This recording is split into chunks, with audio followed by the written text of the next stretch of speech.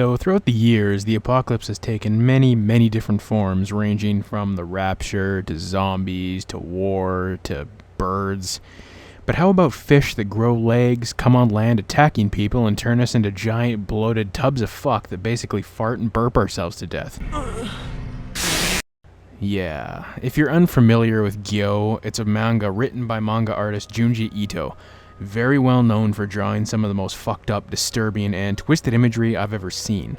His first work was a manga called Tomi, about a girl who's essentially an immortal succubus, but we will get into that soon. A lot of people have probably read his short story The Enigma of Amigara Fault, but just didn't know it was him. You know, that manga that Reddit loves where people get compelled to visit a mountain fault with a bunch of holes in it that fit people? Yeah, you need to read that because it's awesome. Another piece of work he did was Gyo, the tale of killer fish with feet, and this is the anime version of that manga. So the story revolves around a newly engaged girl named Kaori who is on vacation with two of her friends while her fiancé Tadashi is back in Tokyo for work. Without warning, sea life all of a sudden develops legs and comes on land attacking everyone. Meanwhile, Japan becomes engulfed in the stench of death, as they call it. There's even a sequence where they get chased by a fucking great white shark with legs. Literal nightmare fuel. The OVA differs quite a bit from the manga, and I'm not really going to go into details on the differences, but as its own standalone anime, it's not bad at all. A lot of the twisted imagery seen in the manga is in the OVA, so you won't be missing out on any of that. It's also only a little over an hour long, so it kind of has to cram all of the manga into that time frame, and they didn't do too bad of a job. Because of this, it lacks the deeper meaning that the manga has in favor of a more straight-up action horror vibe.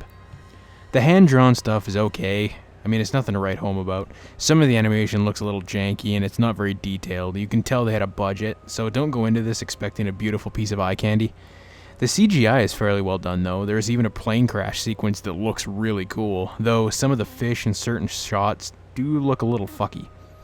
Which is a shame, because the animation studio behind Gyo is UFO Table, probably better known for Fate Zero, so I know they could have done a lot better if they had been given more time and money. I'd recommend Gyo if you're into the sicker shit. I'd also recommend it if you're at all a fan of Junji Ito's work like I am. It's definitely better than the Uzumaki movie, and I know I'm probably in the minority there, but as much as I loved the Uzumaki manga, I really didn't like that movie.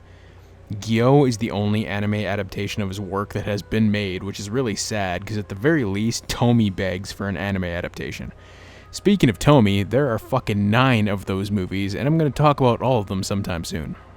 Quick reminder, Public Domania 3 will be a double feature starting at 5 p.m. Pacific Standard Time, May 24th, Wednesday. Be there or be square on this channel. Live stream. You get the point.